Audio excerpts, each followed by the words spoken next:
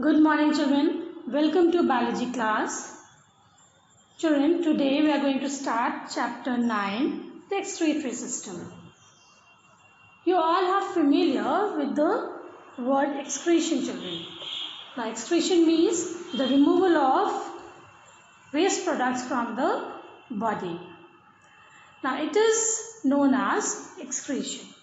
Excretion, it plays important role in maintaining the homeostatic condition of the body or the steady state or the temperature of the body. Now organs which are concerned with the formation, storage and elimination of urine, they are termed the excretory system. Now children, you know that we all are taking food daily and different metabolic activities, they are going inside our body. So a large number of waste products, they are formed during the metabolic activities in the body, like carbon dioxide, water, some nitrogenous waste like urea, ammonia, uric acid. Okay, now these nitrogenous waste, if they accumulate in the body, they become toxic and harmful, and they should be sent out with the help of the excretory system. So the substances which are eliminated are the carbon dioxide and water. So every living cell, children, you know that they liberate energy by utilizing or by oxidizing the glucose with the production of carbon dioxide and water. So this carbon dioxide, it is eliminated through the lungs, and the extra water, it is also eliminated from the body in the form of sweat. Now nitrogenous waste, they are the urea, uric acid, ammonia, and usually they are produced in the liver. And extra amino acids, they cannot be stored in the body.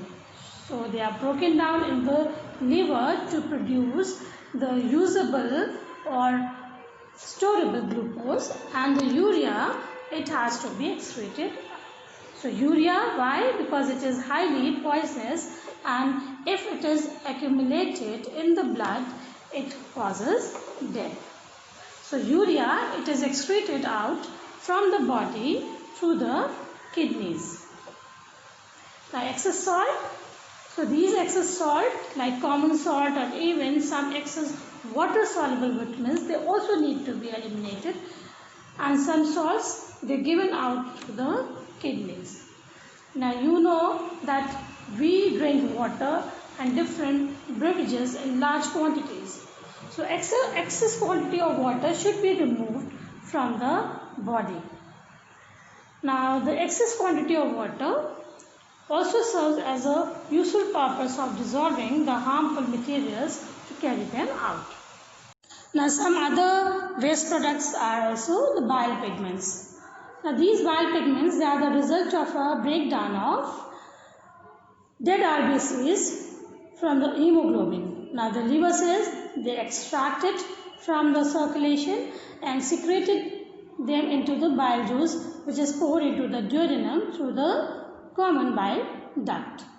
Now these pigments, they are modified in the intestine, and that gives feces the yellowish brown color. Now come to the excretory organs. Children, in humans, the excretion process is brought about by kidneys, skin, then lungs and liver. The kidneys, there are two kidneys which are the primary excretory organs, and they eliminate the nitrogenous waste, usually urea, from the blood and throwing out in the form of urine. In addition to the kidneys are associated the excretory organ, which also helps in removing the waste products from our body. Skin. So through skin, we also lost some water in the form of sweat. Now these sweat, they are excreted by the sweat glands. Now lungs carry carbon dioxide from the body to outside, and liver, also detoxifies ammonia by converting it to urea. Like this urea, it is excreted through urine. So that is all for today, children. The external structure of excretory system or excretory organs we'll learn in our next class. Till then, thank you and have a nice day.